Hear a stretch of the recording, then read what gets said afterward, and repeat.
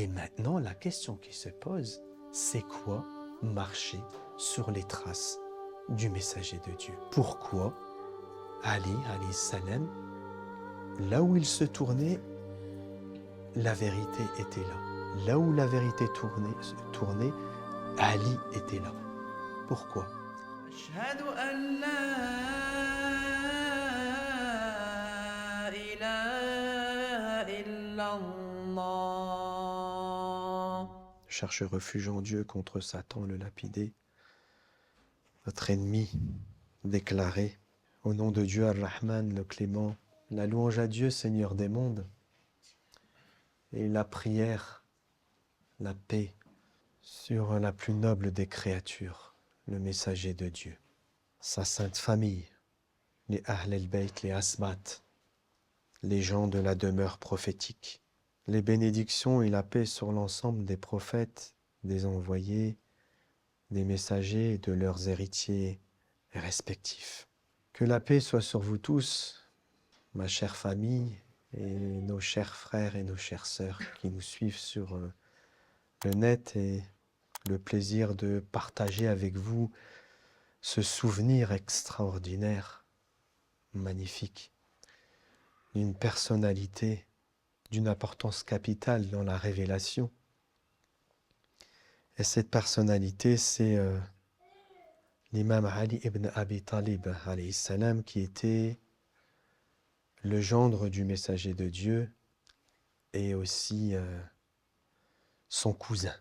Comme vous le savez, comme une grande majorité des musulmans le savent, le 13e jour du mois Rajab est le jour du souvenir de sa naissance. Alors nous sommes réunis aujourd'hui et nous profitons de l'occasion qui nous est donnée de pouvoir parler un peu de cette personnalité, bien que, comme le disent les grands savants, les vrais, nous ne sommes que très peu pour pouvoir aborder la personnalité d'un homme extraordinaire comme l'imam Ali alayhi salam.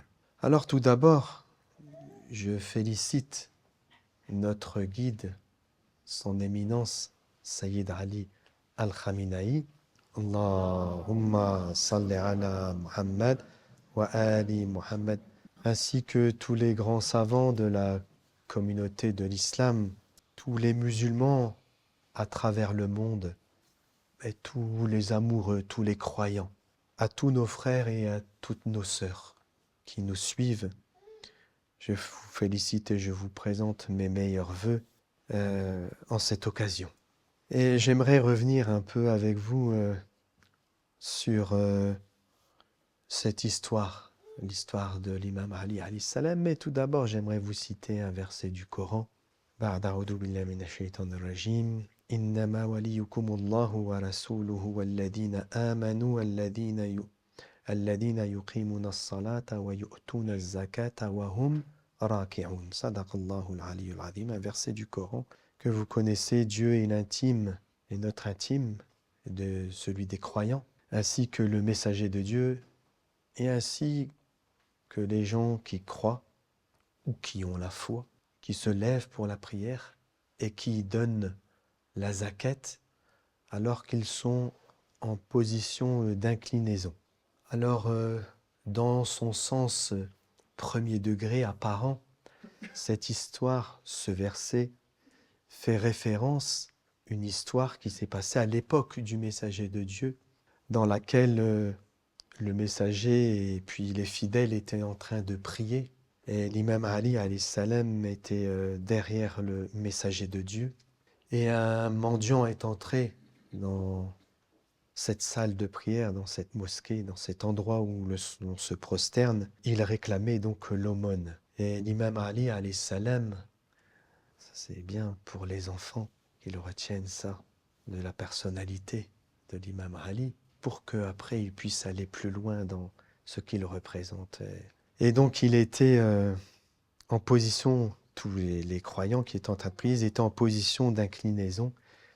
Et l'imam Ali, dans cette position-là, il a tendu sa main sur laquelle il y avait sur son petit doigt une bague.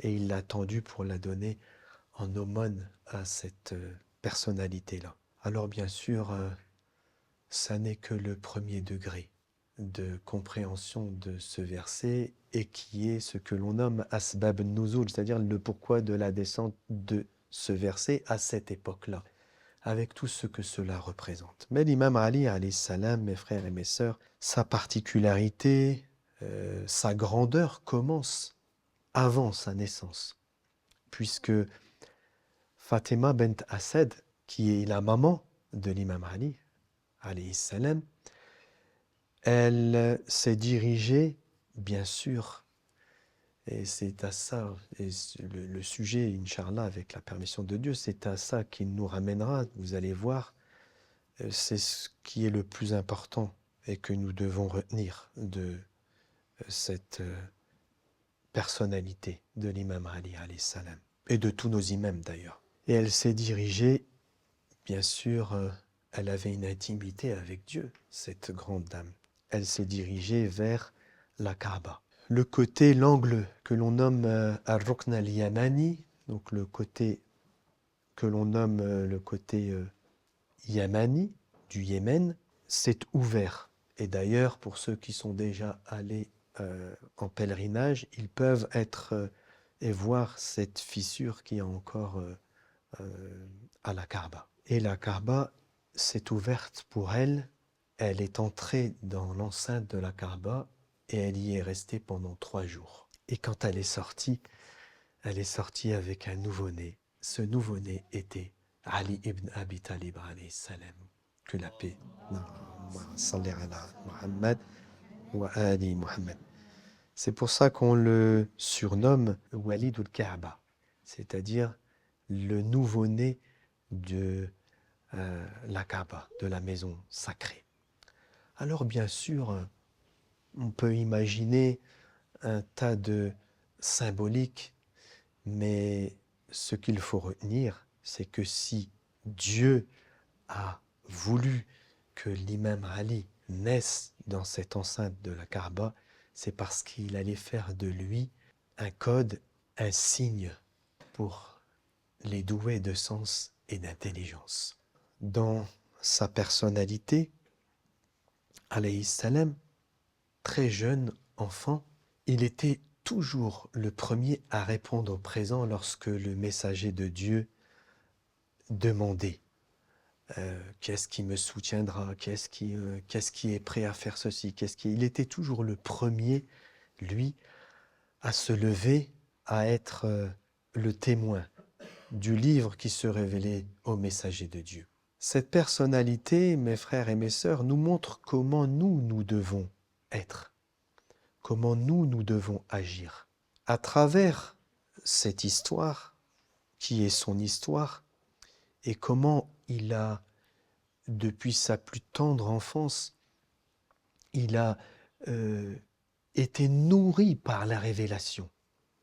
Vous savez que lorsqu'il est né, le messager de Dieu le nourrissait avec sa salive. Imaginez-vous l'énergie qu'il y avait dans la salive du messager de Dieu. Imaginez-vous cette énergie de la révélation qui était dans cette salive et à laquelle l'imam Ali a été abreuvé jeune enfant. Ça veut dire que l'imam Ali alayhi salam était vraiment celui qui a marché depuis sa plus tendre enfance sur les traces du messager de Dieu. Ce que j'aimerais ajouter au-delà de son histoire, et puis son histoire, je voulais rappeler quelques bribes de cette histoire pour que dans la conscience de nos plus jeunes, ils aient ces codes de réflexion pour que plus tard ils puissent comprendre quelle était la beauté et la grandeur de ce que Dieu a fait, pourquoi Dieu a choisi des imams descendants du messager de Dieu et appartenant à la maison de la prophétie. Et c'est ça qui est le plus important. Nous ne cessons de le rappeler lorsque nous témoignons, lorsque nous parlons, mais le messager de Dieu a dit une chose qui est reconnue par toutes les écoles de l'islam. Et cette chose, c'était que je vous laisse 2 poids, le livre et ma descendance. Et ils vont ensemble, et ils ne se sépareront jamais jusqu'à ce qu'ils me rejoignent au bassin d'Al-Kawthar. Bien sûr, pour nous, ça a du sens que si nous sommes des hommes sincères qui cheminent vers Dieu, qui recherchent la direction. Pas des gens qui croient avoir la vérité. Pas des gens qui croient parce que aujourd'hui ils suivent apparemment l'imam Ali, ils sont sauvés. Non. Ils suivent parce qu'ils ont à l'intérieur d'eux un espoir, une demande, une recherche d'une guidance. Et c'est complètement différent. Celui qui recherche, c'est celui qui n'a pas trouvé. Et celui qui n'a pas trouvé se rapproche petit à petit de ce qu'il recherche et de ce qu'il doit trouver. Et lorsque nous définissons, lorsque l'imam Ali est défini, que la paix de Dieu soit sur lui, il est dit que l'imam Ali, il est avec la vérité. Et la vérité est avec Ali. Et quel que soit, je vais le dire avec mes mots, quel que soit le sens que prend la vérité, Ali est là. Et quel que sens que prend Ali, la vérité est là. Et c'est d'une subtilité extraordinaire. Pourquoi? Parce que on pourrait supposer qu'après le décès du messager de Dieu, nous avons tout. Le Coran est là, le livre est écrit avec des lettres, le Coran, et nous avons tout pour nous en sortir, c'est-à-dire on n'a plus besoin de rien. Et pourtant, ceci est faux. Nous avons besoin de quelque chose, et nous avons besoin de l'imama, nous avons besoin de Ali, et nous avons besoin des enfants de Ali. Le code avec lequel sont venus tous les messagers, c'est qu'ils ont eu des héritiers. L'héritage est important parce que l'héritage, c'est suivre les traces.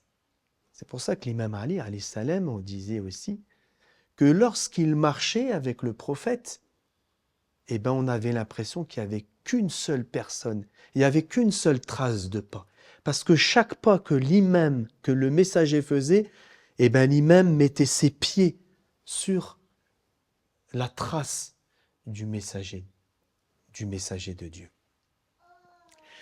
Et cet imam Ali, alayhi salam, mes frères et mes sœurs, et je reviendrai pourquoi je disais la vérité est avec Ali, là où la vérité Ali est, là où la vérité Ali est aussi. Il est important de comprendre la subtilité de comment Dieu a façonné sa création et comment il guide les hommes. Nous avons tous besoin de la guidance que nous demandons dans la Fatiha, et Dieu, il avait promis cette guidance, il avait dit à Adam, un jour viendra de moi une guidance, al-Huda. C'est cette guidance que nous recherchons. Et l'imama est la manifestation de cette guidance, du cheminement du croyant, de celui qui veut aller vers Dieu. Alors, lorsque Dieu dit qu'il est l'intime des croyants, ça veut dire que nous devons avoir une intimité avec Dieu. Nous devons avoir une intimité avec Dieu, mais avoir une intimité avec Dieu, c'est avoir aussi une intimité avec le messager de Dieu. C'est le verset qui le dit. Innama waliyukumullahu wa rasuluhu walladina amanu. C'est-à-dire, l'intimité, c'est Dieu, c'est le messager et ceux qui croient et qui sont décrits d'une certaine manière. Et cette intimité, elle est nécessaire pour cheminer vers Dieu. Donc nous avons besoin d'une intimité avec Dieu, nous avons besoin d'une intimité avec le messager de Dieu, et nous avons besoin d'une intimité avec les gens qui marchent sur les traces du messager de Dieu. Et maintenant, la question qui se pose, c'est quoi marcher sur les traces du messager de Dieu? Pourquoi Ali, alayhi salam, là où il se tournait, la vérité était là. Là où la vérité tournait, Ali était là. Pourquoi? on peut se poser la question à juste titre. Si tout est descendu et que tout est... Pourquoi la vérité, elle a besoin de tourner? Elle a besoin de prendre d'autres codes, d'autres chemins? La vérité n'est pas figée. La vérité est un cheminement. La vérité est une direction. Et sur ce chemin que nous entreprenons pour nous rapprocher de Dieu, eh bien, nous avons besoin de cette direction. Mais comment cette direction se manifeste? Et c'est ça le plus important. Qu'est-ce que représente l'imam Ali? Pourquoi le messager de Dieu, ou l'imam Ali, a dit une chose que vous connaissez, que vous avez déjà entendue? Il a dit, le messager de Dieu m'a ouvert 1000 portes. Et ces 1000 portes, chacune de ces portes ouvre encore 1000 portes. Est-ce que la science, la lumière et tout ce qui fait la personnalité de l'imam Ali était une question intellectuelle? Qu'il avait passé du temps avec le messager de Dieu et qu'il avait retenu de lui tout ce que le messager de Dieu lui avait enseigné. Mes frères, mes sœurs, ça n'a rien à voir avec ça. Rien à voir avec ça. Ceux-là et ceux qui pensent comme ça, eh bien, ils ressemblent à ceux qui sont décrits dans la sourate al-Jumu'ah. Vous savez, ceux qui ressemblent aux ânes qui portent des livres. Non, la science, elle est lumineuse. La science, elle est divine. La science, elle est céleste.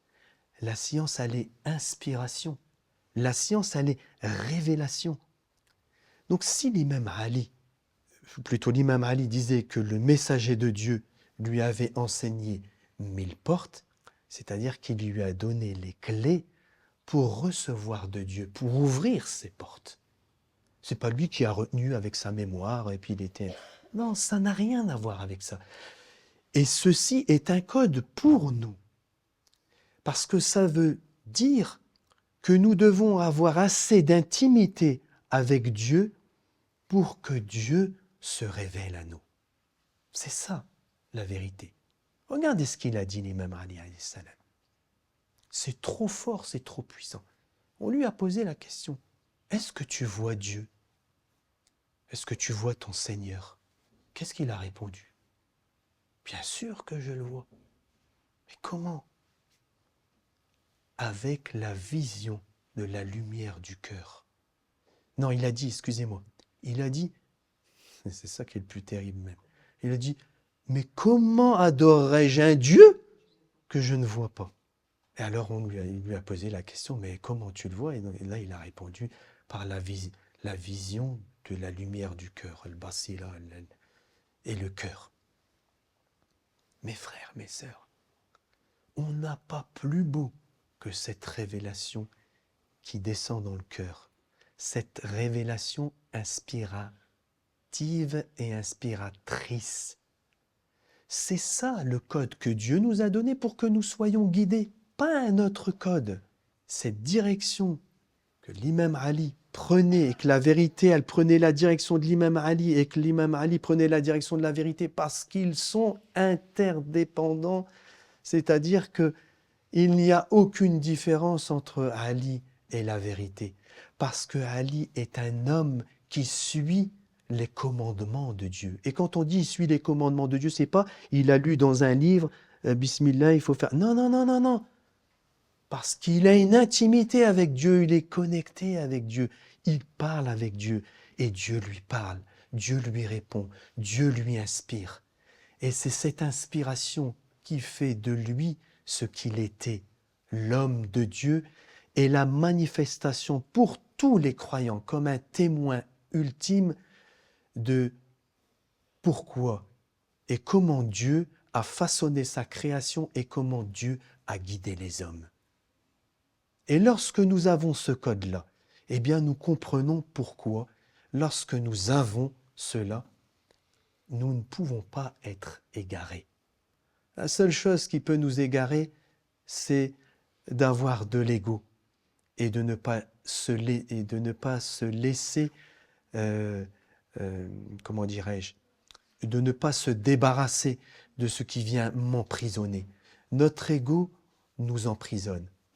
Mes frères et mes sœurs, il y a une force extraordinaire, une petite chose qui paraît simple, mais qui est trop forte. Bien sûr, quand on parle de l'imam, je parle d'un degré supérieur. Et loin de moi de nous comparer, nous ne pouvons pas nous comparer à l'imam. Mais l'imam est venu manifester une réalité qui est la réalité de l'homme. C'est ça que vous devez entendre. Vous savez pourquoi nous ne sommes pas inspirés quand nous devons être inspirés, là où nous devons être inspirés? Eh bien, tout simplement parce que nous nous détachons pas des choses qui nous emprisonnent, qui font de nous une personnalité et un ego. Faites l'expérience. Chaque fois que vous avez l'occasion et que vous êtes confronté par une épreuve, par un dialogue avec un frère, avec une sœur, chaque fois que vous êtes confronté à quelque chose qui fait travailler votre âme, là. Elle n'est pas d'accord, elle ne veut pas ça. Elle est ordonnante, blâmante, tout ce...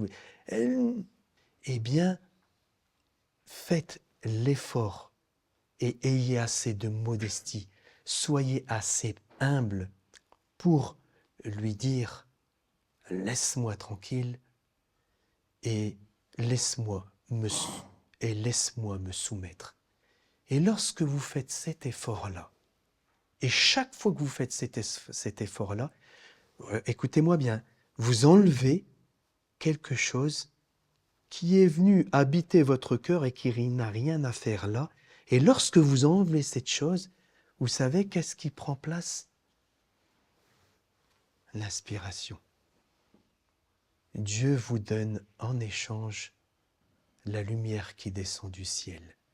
C'est pour ça que les hommes les plus inspirés sont les hommes les plus modestes, sont les hommes qui sont humbles. Ce sont les hommes qui se sont débarrassés de toute arrogance.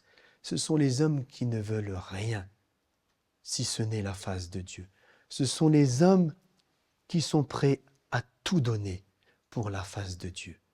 Ce sont les hommes qui se sont débarrassés et qui sont dans un perpétuel combat pour se débarrasser de leur ego afin que Dieu puisse habiter ce cœur.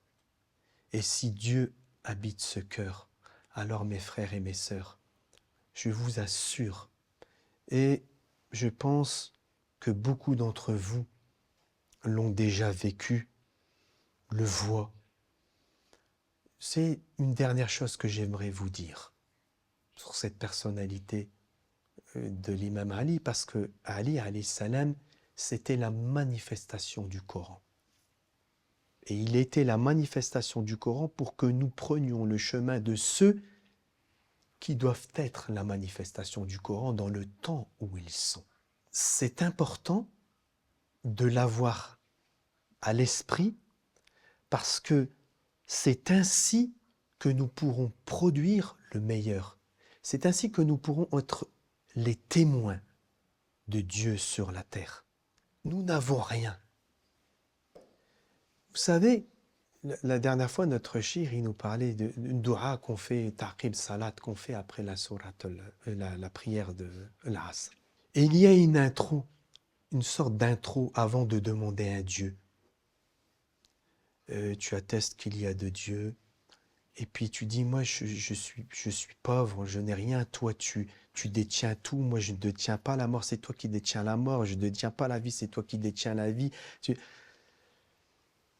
On fait un constat, mais ce n'est pas un constat, c'est un état que l'on vit pour pouvoir le prier et lui demander des choses. Si on ne vit pas cet état, cette invocation n'a pas de sens.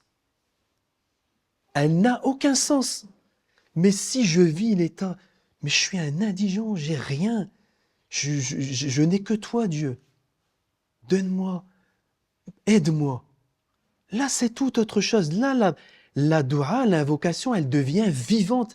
Vous demandez véritablement Dieu quelque chose que vous avez besoin. Vous ne la faites pas par principe, parce que comme ça. Non, vous la vivez. Et c'est ça ce qu'étaient nos imams. Parce qu'ils vivaient cette intimité avec Dieu et ils voulaient qu'à notre tour, nous vivions cette intimité avec Dieu qui est notre force, qui est notre puissance, qui est ce que nous avons de plus cher. Donc mes frères et mes sœurs, nous devons être accrochés, chacun, à se libérer. Nous devons nous libérer de tout ce qui retient et qui ne fait pas descendre l'inspiration dans nos cœurs. Et si nous sommes sur cette voie-là, alors nous devenons un code et un témoignage pour les gens. Parce que, je vous assure, c'est une vérité aussi claire et aussi limpide que de l'eau de roche. Il n'y a pas d'alternative à la fin des temps et dans le monde dans lequel nous vivons aujourd'hui. Il n'y a pas d'alternative, aucune. Il n'y a aucune autre alternative. Nous en avons la conviction que d'être les gens de l'inspiration. Sans l'inspiration, le monde, il est foutu.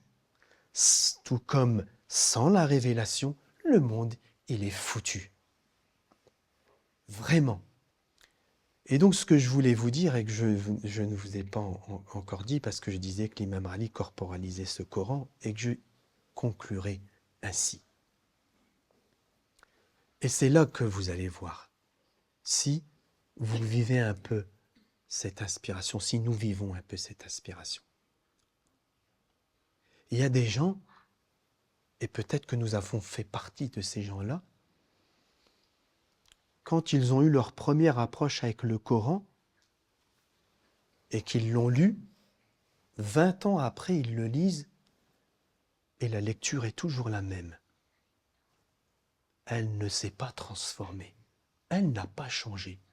Ils lisent toujours la même chose, au nom de Dieu, clément et miséricordieux, mais pas de goût, pas de vie, pas d'amour, pas de sensation.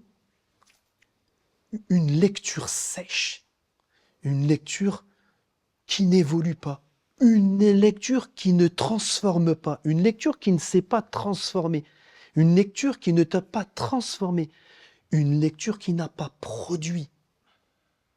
Théoriquement, celui qui lit le Coran aujourd'hui comme hier et demain comme hier n'a pas lu le Coran. Celui qui lit le Coran aujourd'hui comme hier et demain comme hier n'a pas lu le Coran ou ne sait pas lire le Coran. Lit le Coran que celui qui, lorsqu'il le lit, il ne l'a pas lu comme hier. Et que quand il le lira demain, il ne le lira pas comme aujourd'hui et comme le jour d'avant. La lecture, elle se transforme. Et quand vous lisez le livre, vous lisez quelques versets, même des fois une partie d'un verset, et vous êtes subjugué par la lecture, parce qu'elle vous emmène dans des mondes et des univers extraordinaires. Si le Coran ne vous fait pas voyager, c'est ça l'imam Ali alayhi salam. Il voyageait d'ailleurs avec ses compagnons très proches, pour ceux qui connaissent ces histoires, lorsqu'il montait sur un nuage et qu'il partait en dehors du temps, pour ceux qui connaissent un peu ces histoires. Si vous ne voyagez pas quand vous lisez le Coran, c'est que vous ne lisez pas le Coran. Le Coran doit vous transporter, il doit vous emmener dans des univers et des univers qui font que lorsque vous l'avez lu, vous avez envie d'être meilleur, d'être plus grand, d'être encore plus courageux, de vous débarrasser de votre ego, d'être encore plus modeste, d'être humble et de partager avec tous et de donner le meilleur de vous-même. Alors là, c'est une lecture qui vous transforme. C'est une lecture qui n'est pas la lecture d'hier, et c'est une lecture qui est en train de vous nourrir et qui est en train de vous façonner, qui est en train de vous modeler sur le modèle de Dieu. Et l'imam Ali alayhi salam était le modèle parfait. Le modèle parfait. Et c'est sur ce modèle que nous devons nous calquer. Mais nous devons avoir assez de foi pour croire que Dieu a donné cette force à tous les hommes d'être inspirés par Dieu. Vous devez y croire comme si vous, comme l'imam Ali le dit, alayhi salam, quand on lui dit « Est-ce que tu vois Dieu ?» et qu'il dit « Comment adorerais-je un Dieu que je ne vois pas ?» Vous devez voir, vous devez le voir. L'inspiration vous donne la vision et cette vision vous conforte dans l'inspiration et l'inspiration vous nourrit, vous grandit et vous permet d'être les véritables témoins de Dieu. Donc lorsque nous disons, lorsqu'il est dit que là où l'imam Ali était, il y avait la vérité, et avec Ali, où qu'il se tourne, c'est tout simplement parce qu'il n'est jamais sorti du cadre de la volonté de Dieu, de cette intimité, de cette inspiration, de cette révélation qui se fait au jour le jour, je dirais plus encore, heure par heure, minute par minute, seconde par seconde.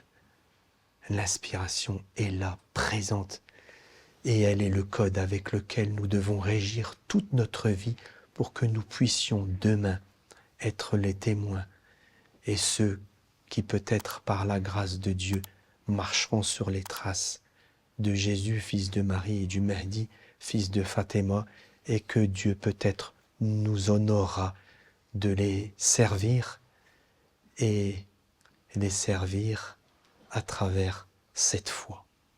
C'est la foi qui sauve, c'est la foi qui nous permettra de rentrer chez nous et de retrouver ce que nous aimons. L'imam Ali, alayhi salam, lorsqu'il citait ceux qui étaient d'une catégorie supérieure, lorsqu'il décrit les 3 manières d'être de l'homme et qu'il décrit la meilleure parmi ces 3 façons d'être à laquelle nous aimerions appartenir, il a dit qu'il me manque, quand il est encore sur terre, il a dit qu'il me manque de les voir. Soyons en manque de lui. Ils sont en manque de nous. Mais nous devons accomplir la mission pour pouvoir les retrouver. Que Dieu nous honore de marcher comme Ali a marché sur les traces du messager de Dieu. Qu'il nous accorde sa miséricorde, parce que s'il nous fait miséricorde, alors nous avons tout ce qu'il y a de plus beau pour être ce que nous devons être. Je vous dis que la paix soit avec vous et encore une fois félicitations pour cette naissance et qu'elle soit la manifestation d'une réalité que nous vivons chaque jour que Dieu fait. Walhamdulillahi Rabbil Alamin. Wassalamu alaikum wa rahmatullahi wa barakatuh.